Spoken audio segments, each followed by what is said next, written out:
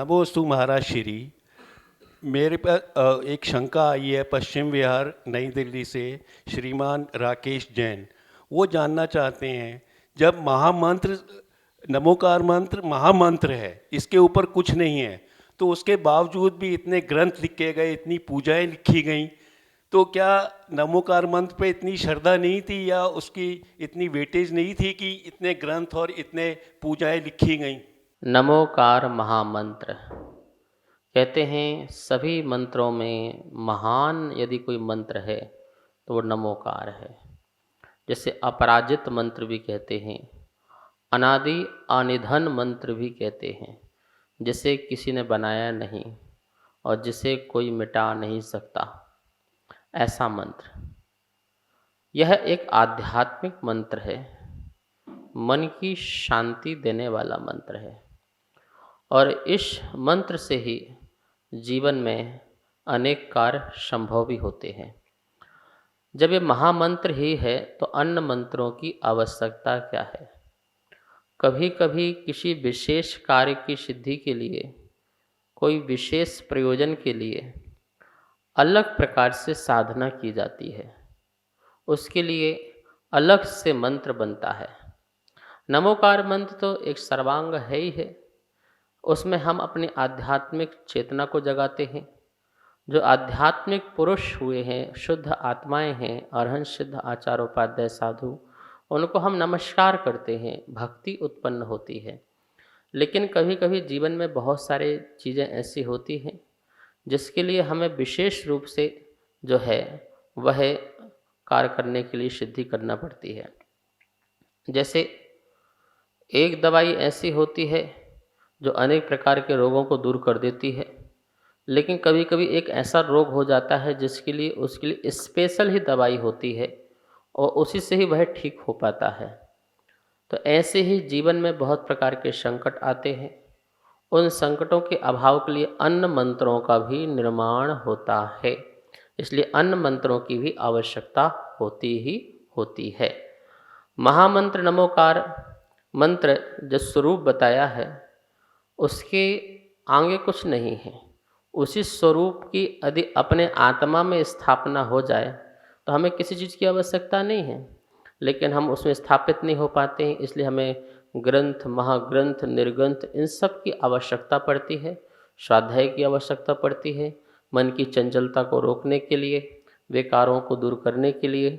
इसलिए नमोकार मंत्र में सब समाविष्ट होते हुए भी अंग उपांग आदि जो हैं धर्म के बनते हैं और वो अलग अलग पात्रों की अपेक्षा उनकी स्वाध्याय, मनन, चिंतन आदि की आवश्यकता पड़ती है। इसलिए नमोकार मंत्र के अलावा भी महान जो ग्रंथ द्वादशांग है वो हमारे लिए साधना प्रधान है, आत्म प्रभावना प्रधान है। नमोस्तु महाराज जी, नमोस्तु महाराज जी, नमोस्तु महाराज जी। महाराज जी, मेरा एक प्रश्न है आपसे, शंका का समाधान कीजिए कि साधु और श्रावक का धर्म को बढ़ाने में क्या योगदान है? श्रावक और श्रमण इन दोनों का हमारे जीवन में बहुत महत्व है और धर्म के लिए भी बड़ा महत्व है।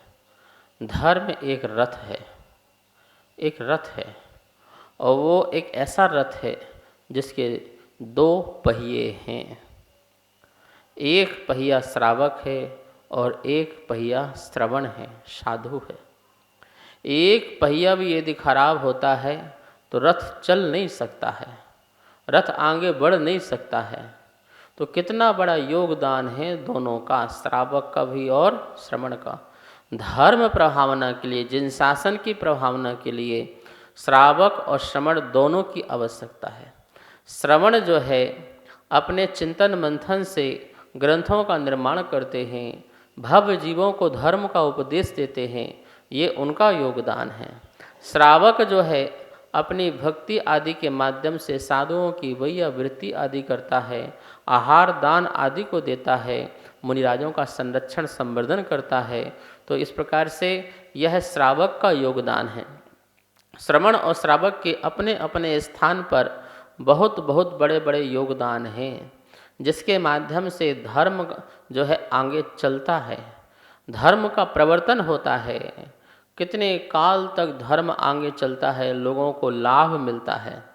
साधुओं ने आज पहले ग्रंथ लिखे होंगे तो वो ग्रंथ आज हमें प्राप्त हो रहे हैं।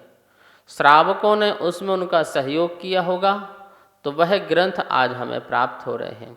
साधुओं ने उनको उपदेश देकर के अनुव्रत आदि के मार्ग में लगाया, धर्म के मार्ग में लगाया, तो ये उनका कल्याण हो रहा है। इस प्रकार से दोनों का उपकार देखिए। मुनिराज को आप आहार दान देते हो तो ये आप भक्ति करते हो, ये उन पर उपकार है। और श्रावक उसके लिए श्रवण जो है उपदेश देता है तो ये साधु का उपकार है। दोनों के उपकार से ही, दोनों के मिलने से ही एक दूसरे का उपकार होता है और उनके माध्यम से धर्म की प्रभावना भी बहुत होती है।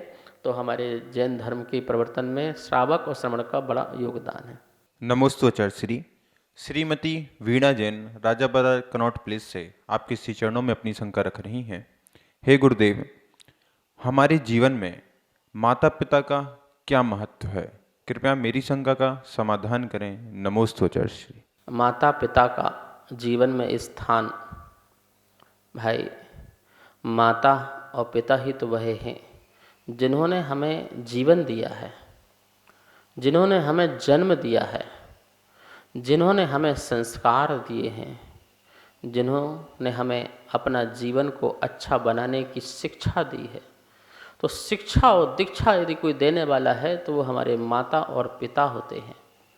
उनका जीवन में जो उपकार है वो कोई चुका नहीं सकता। अपना जीवन भी उनको दे दे तो वो चुका नहीं सकते हैं, इतना बड़ा उनका स्थान है। पहला स्थान माता पिता का ही है, फिर दूसरा स्थान गुरु का है। गुरु हमारे जीवन में बाद में आते हैं, लेकिन सबसे पहले हमारे माता पिता ही परम गुरु होते हैं, जिनका जीवन में प्रथम स्थान है। माता पिता ही चाहे हमें तो रावण बना सकते हो, चाहे तो राम बना सकते हैं। माता पिता ही हमें चाहे तो सीता बना सकती हो, चाहे तो शूर्पणखा बना सकती है। माता पिता ही चाहे तो हमें कंस बना सकती हो, चाहे तो कृष्ण बना सकती है। ये हमारे माता पिता के हाथ पे होता है।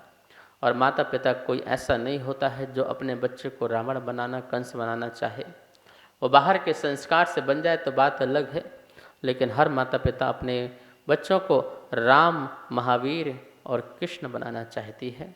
सीता, चंदना, अंजना जैसे सतियाँ बनाना चाहती है। इसलिए जीवन में माता पिता का ऋण चुकाया नहीं जा सकता है।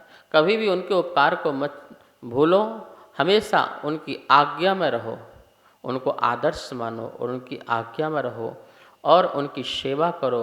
उनको मंदिर ले जाओ, दर्शन कराने ले जाओ, गुरुओं के पास ले जाओ, सत्संग में ले जाओ, उनका जीवन सार्थक करो।